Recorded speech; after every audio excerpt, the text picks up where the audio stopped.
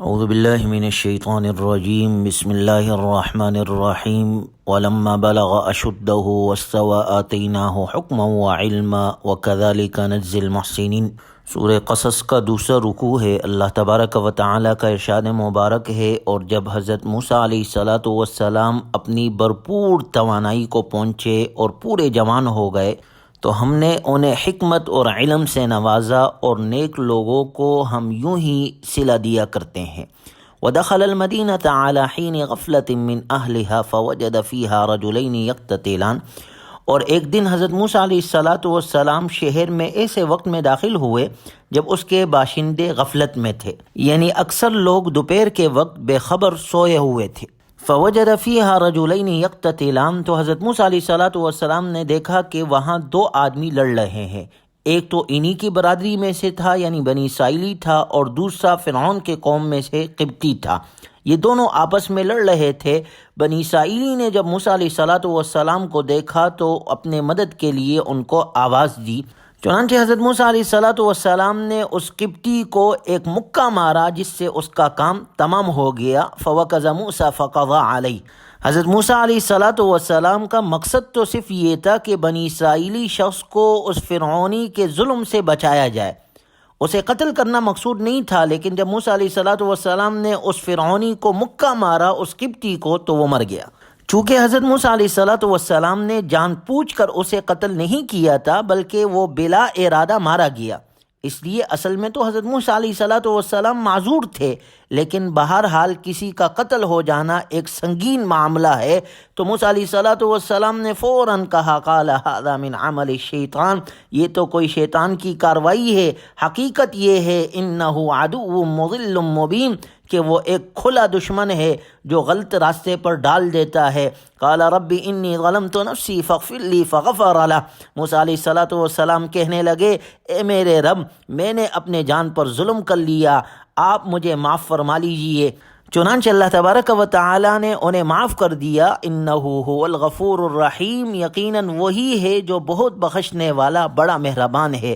موسیٰ علیہ السلام نے کہا قال رب بما انعمت علی فلن اکون ظہیرا للمجرمین، اے میرے رب، آپ نے جو مجھ پر انعام کیا ہے تو میں آئندہ کبھی مجرموں کا مددگار نہیں بنوں گا۔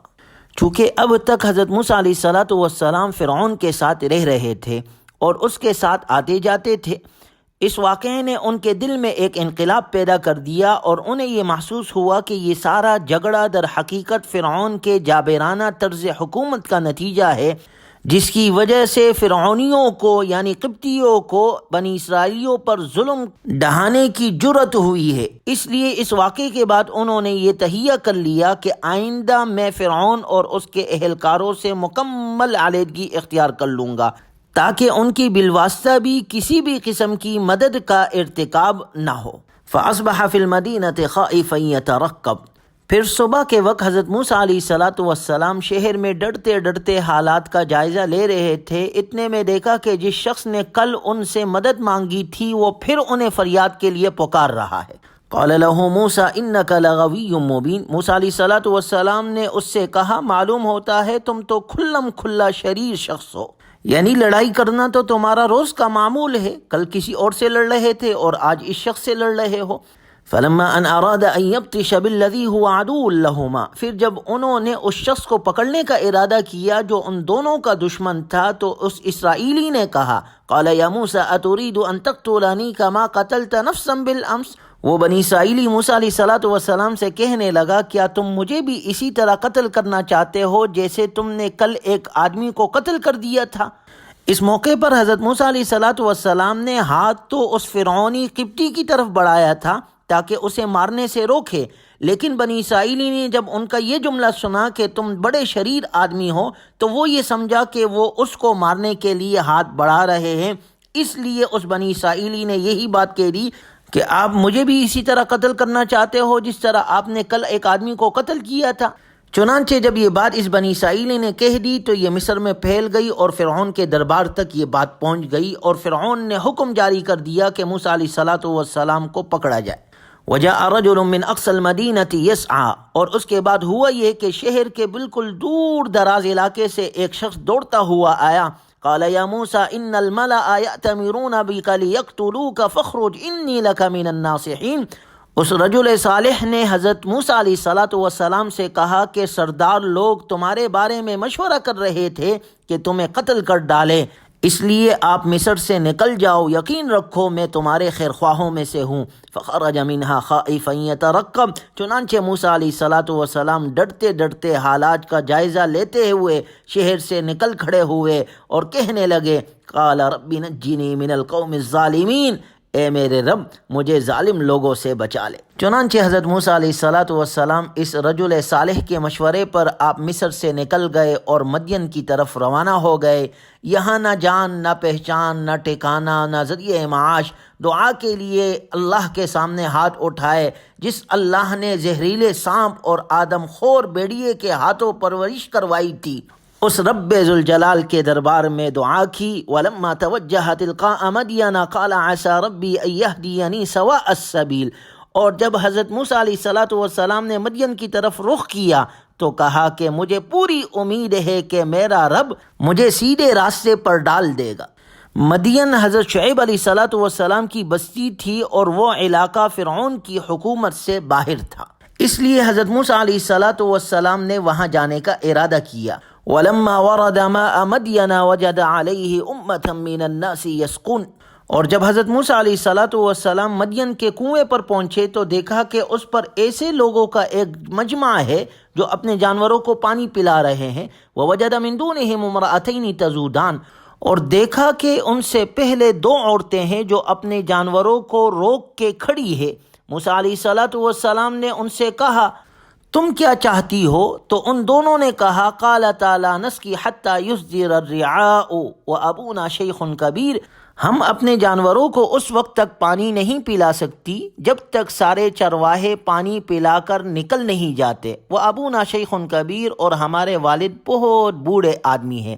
فسقى لهما ثم تولى الى الظل، چنانچہ حضرت موسیٰ علیہ السلام نے ان کی خاطر ان کے جانوروں کو پانی پلا دیا اور پھر مڑ کر ایک سائے کی جگہ میں چلے گئے اور اللہ کے سامنے دعا کی۔ رب انی لما انزلت الی من خیر فقیر، کہنے لگے میرے رب جو کوئی بہتری تو مجھ پر اوپر سے نازل کر دے میں اس کا محتاج ہوں۔